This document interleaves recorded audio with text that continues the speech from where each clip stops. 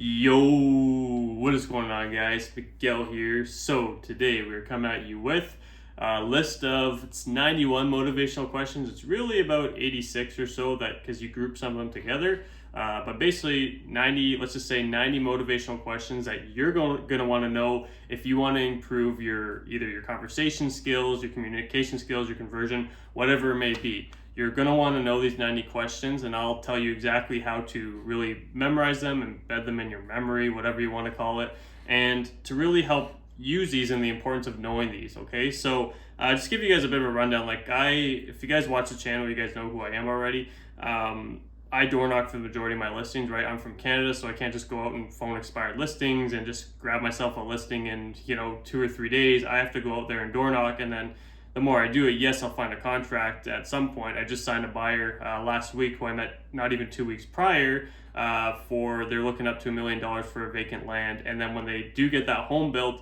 they're going to have to sell their home, which is about, in this market, it's about in the nines. And then their parent has a really big home. So they're going to be probably well over 3 million in sales volume just because I knocked on the door. They're under contract. I got them as a signed buyer literally 2 weeks. And part of that was knowing some of these questions because they didn't want to sell and they didn't tell me anything else after. But when I opened up the conversation and asked some more questions, they opened up a bit more and told me about what they were looking for, which was actually a vacant land listing to build a lot on.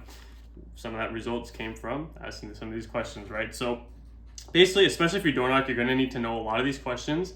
And there's really a stark difference in an agent that's going to run through a script and have a lot of these motivational factors and which ones to really do fillers, right? Fill in some of these questions where they should really be placed. For example, you're not going to go ahead and ask someone a really strong motivational question like right off the bat where it's like, okay, so you want to move to Toronto. Now, what impact will moving to Toronto do for you or make on your life, right? You're going to want to ramp up that with a series of other questions, right? Like, hey, how long's do you have any family there? Did you grow up there? What kind of home? What kind of neighborhood? And then ramp it into leeway into a stronger question once they're emotional. It's really it's a skill set, but a lot of that skill set will be improved by knowing these questions like the back of your head, right? It's not just your lead generation too. It's also at listing appointments and buyer consultations. Having these questions are really keep in mind, people will hire you based on how you make them feel and what you say to them. People are going to want to work with you, especially in sales. That's really all it is. Understanding that people are going to want to work with you based on how you make them feel and if they like you is really the key factor in sales. So knowing these questions is really going to help that, right? So I'm going to discuss to you guys what I do to really embed these in my brain. And so I've been working on this for probably the past 2 months, I'd say at this point, where every single morning, so my scripting routine so our prospecting day here in Canada starts at 9. My scripting routine starts at about 7:45 a.m. So 7:45 a.m. till 8:45 a.m. I am scripting. First half hour is on my own, and then 8:15, 8:45 we have a scripting group, and 8:45 to 9 I'll be in my car going to my farm area, and then I'll be role playing, like voicing my listing presentation or whatever it might be, right? So, or I might just listen to podcasts, but I'm at least doing an hour of scripting every day. And the first thing I do 3 times a week is I'll do it Monday, Wednesday, Friday. At this point anyways, where I will go through these questions at least twice. I'll try to do it 3 times, but it's usually twice. I get through it 3 times sometimes, but you want to do these at least twice. And if you're new, I would just focus on doing these 3 times a day for 2 weeks straight, for 5 days a week. And these will really get embedded into your brain. So if you don't have them, I'd suggest you're not obviously not gonna have this, but what I would suggest is if you're watching this video, you want to pause on each question I'm doing and write it out. That's also gonna be another way you're gonna get it ingrained in your memory, by writing it out first and then voicing it. Now, a lot of people say you should write out things multiple times. For me personally, I like writing it out once and then chanting it a bunch of times out. It's tuned in my head. That's just the way I'm built, and I'm kind of just a little bit different from most people, but a lot of other people will have to write it out multiple times, kind of like your ABCs.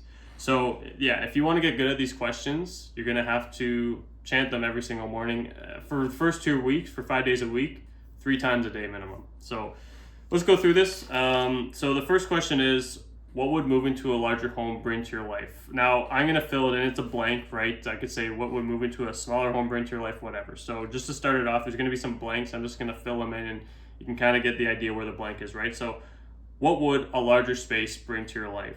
Number 2, how would moving to a larger space change your current way of life? Number 3, how would moving to a larger home benefit you? Number 4, what would moving to a larger space do for you? Number 5, how important is maintenance-free living for you? Number 6, what would it mean to have no stairs for you? Okay, likely you're going to be asked that to a downsizer. You can kind of switch it up depending on who. Number 7, how long have you been thinking about moving to Toronto? Right, the blank is Toronto, of course. Number 8, how would making this move impact you financially? No blank involved. Number 9, what sort of impact will this move make on you and your family? Number 10, how are you going to feel once you and the family have finally moved out to that larger home? Number 11, what first needs to happen for you to be able to make a move right now? Number 12, what excites you the most about making this move? Number 13, on a scale of 1 to 10, how important would you say a fence yard is to you? The fence yard is obviously the blank. Number 14, what does your ideal time frame look like? Number 15, what first needs to happen for you to be able to make a move right now? Number 16, what is important to you about moving in 2 years' time? Now, I want to stop on that question real quick because this question can sometimes sound a little bit direct and you want to really water it down a bit, right? So you're going to get this one a lot, door knocking. Basically, what is important to you about moving in 2 years' time, right? So you can water it down by just saying, hey, just out of curiosity, what's important to you and the family about moving in 2 years' time? Do you maybe have you don't want to fill it in, whatever they followed up with. You can say, okay, do you maybe have anything going on at that point? But you want to just stop so you can at least hear them out. It kind of comes off direct a little bit. That's why I kind of want to stop on this question a bit. So basically, the way you want to water it down, and this is the way I say it at the doors, yeah, I can appreciate you say 2 years' time. And just out of curiosity, what's important to you guys about moving in 2 years' time? Just keep a smile on your face. It really helps water that question down a bit, okay? So number 18, what is most important to you and your family? It's kind of a repeat from, I think, question 9. Number 17, what do you think this move will do for you and your family? Number 19, anyways, I already kind of went over one, but anyways, number 19, what is the main reason you haven't taken any action on this already? Number 20, now if you don't move, do you think this will have a positive or negative impact on your current living situation? Keep in mind using hand gestures, right, to really piece them into the puzzle. Number 20, now if you don't move, do you think this will have a positive or negative impact on your living situation? Sorry, I just went over that one, but you heard it twice, so it doesn't hurt. Number 21. Now, when you picture all this in your head, how does this make you feel? Really strong. That's one you really want to tie in after you've asked a few different ones. What does your dream home look like? How does that look? Blah blah blah. And then when you picture all that in your head, that move and everything, how does this make you feel? So number 23. Number 22. How would you feel if you were still stuck in this home and did not move for the remainder of the winter time? There's obviously a filler there. It's basically, how would you feel if you're still paying, right? Number 23, what are you looking forward to most about making this move? Number 24, is the rest of the family on board with the decision? Number 25, and what first needs to happen for your family to be on board with making a move right now? You can tell I probably voiced this over a few times. Number 26, what would you do with the extra cash you get from making this move? Number 27, how would you feel if I told you I can help you earning to $40,000 to $50,000 in our current market than I could have in the peak times? Now, the actual question is this: how would you feel if you missed out on an extra $20,000 to $30,000? Now, the way I'm wording it is I'm bouncing it back towards the peak, which for us was March, February 2022, before our market shifted here in Canada, Ontario. And the reason I'm doing that is because a lot of people have this stipulation that, oh, they missed the mark. Well, here's the reality. If you have to buy something else, it's all relative. You actually make more money in this market now because you can still sell your home in a week if you want to, and then you can also set your closing date and find another home $50,000 off. That's what I'm trying to relate that to. Because I want to stop on that question because a lot of people will hear the quote or the phrase that says, hey, how about we meet and I can show you how I can help you in earning $50,000 extra dollars today. A lot of people get confused at that because there's no real gesture. I'm going to stop and let you know that's what I'm referring to, right? So if I'm telling someone, hey, what if I told you I can help you earning $40,000 to $50,000 in this market than I could have in the peak? What I'm saying is there's negotiations out there, right? Compared to before when you had to overpay for the home. That's what I'm relating that to. So next question, number 28. What does your next purchase absolutely need to have? It's a good question, by the way. 29, if I could find you exactly what you're looking for today, would you be willing to make a move on it? Now, one of the questions at the end is very similar to that, but again, that's a simple way of putting it. Number 30, how many other realtors are you looking to interview? Of course, it's at the listing table or pre-qual. That's for sure a pre-qual question. Number 31, how long have you lived in your current home for? Number 32, what was it about our neighborhood that initially attracted you to it? Great. And have you noticed any change within our neighborhood? Just tying these in, right? Amazing. And has there anything that has maybe changed within our current neighborhood that is contemplating you to make a move right now? Okay, that's all really one line of questions you can go down, especially when you're door knocking. Definitely want to ask that kind of stuff. Number 34, because 33 was the anything that's changed that's making you contemplate making a move right now. Number 34, how long did it take you to find your current home? And in the next home you do buy, would you prefer that process to take a lot less or a lot more or a lot less time? It's a pretty good question to ask, right? Kind of justifies, kind of brings out the personality type, if I'm going to be honest. Number 35. Now, is this the perfect home for you? Or is there maybe anything you want to change about your current living situation? Now, another question. Now, since these are all kind of door-to-door questions, I'm going to fill in a couple other ones that aren't on here. Another thing I'll ask too is, when you bought this home 10 years ago or whatever they tell you, when you bought this home 10 years ago, what were your initial plans to do with this home? And then you can follow that up with, okay, and how long were you guys initially intending to stay in this home for? 10 years, great. What makes you say, just out of curiosity, what makes you say 10 years, right? Maybe they'll start saying, you're growing a family, stuff like that, right? These are all questions you can tie into that. So number 36, did you grow up in this neighborhood? Number 37, if you retired, would you be looking for a different kind of home? Number 38, what will you miss most if you were to move out of this home or even neighborhood at that? Number 39, what is the main thing that initially had you start looking for a new home? Number 40, what made you curious about looking into a new home? Kind of similar, right?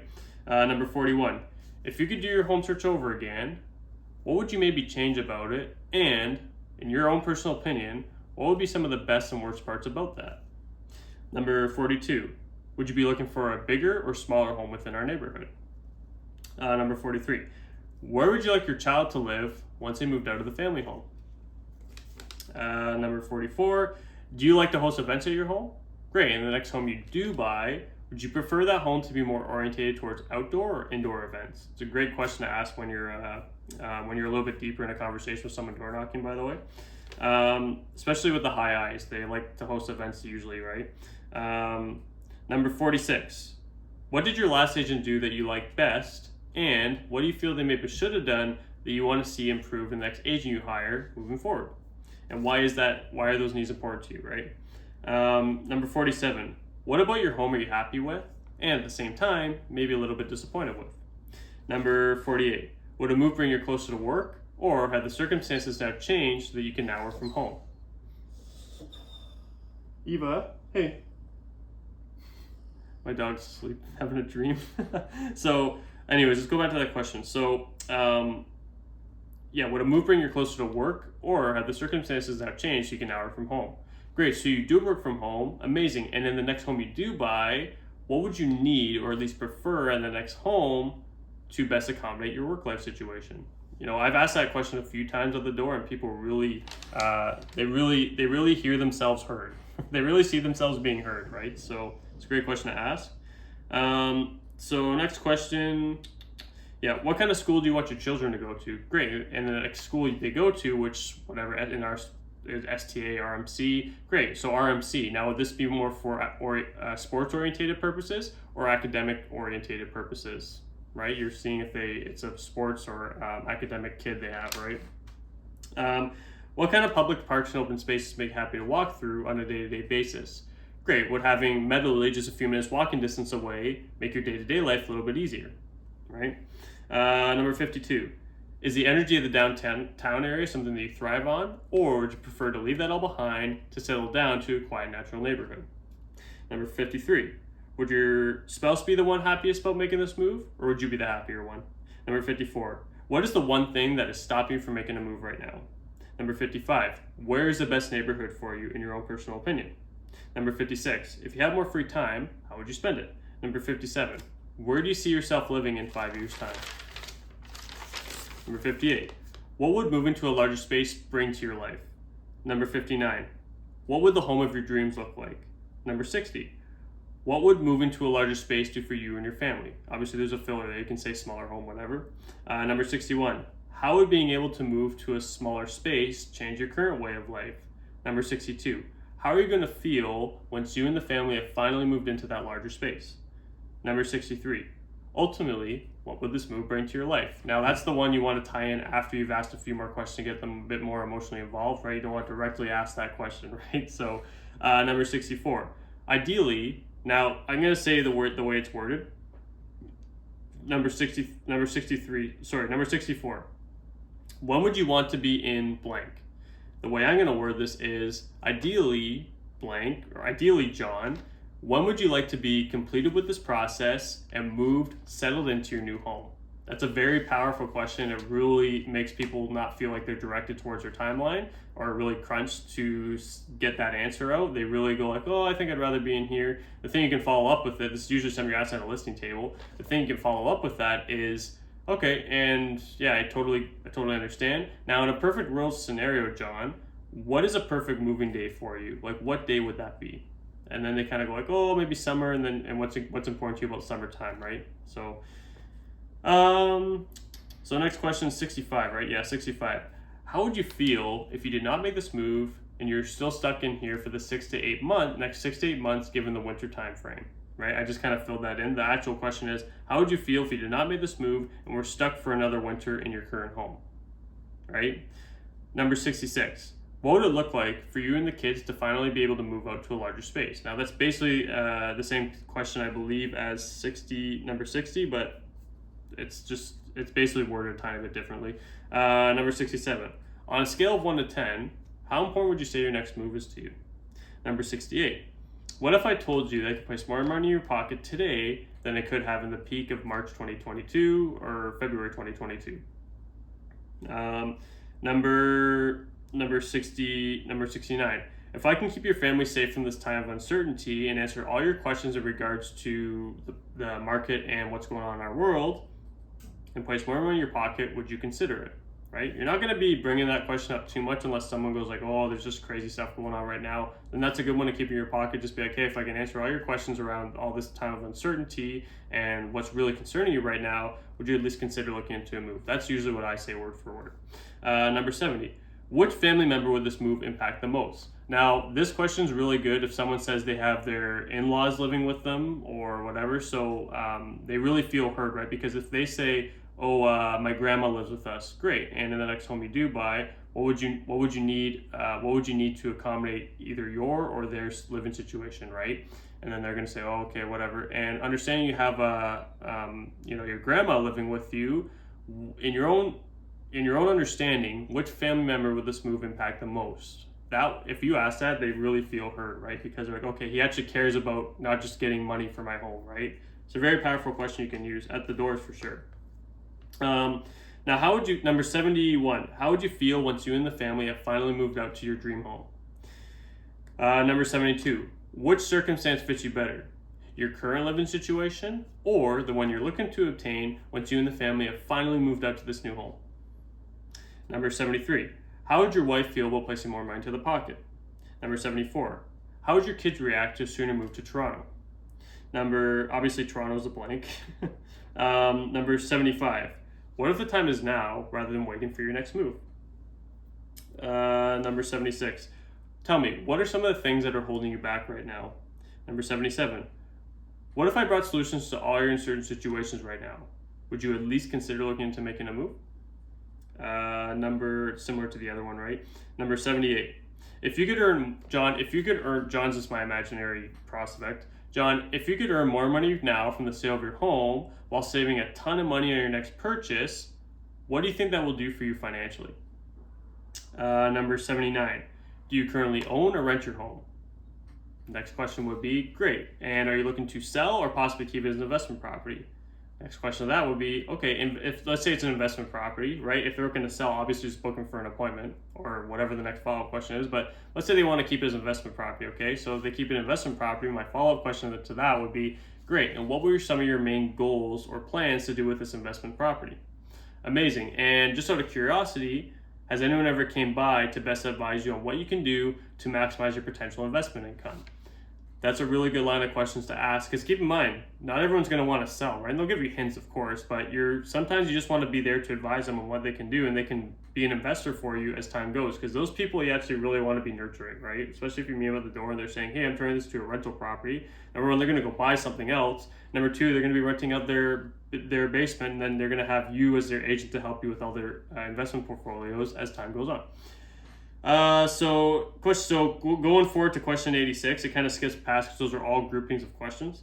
86, if I can show you how to place more money in your pocket, would that be of interest to you? Number 87, just so I'm aware, if I were to find you a home that checked off all your boxes today, would you be ready, willing, and able to make a move on it?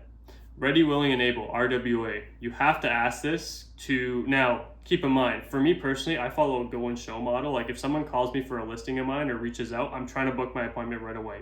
Now, outside of that, everyone gets one free group of showings.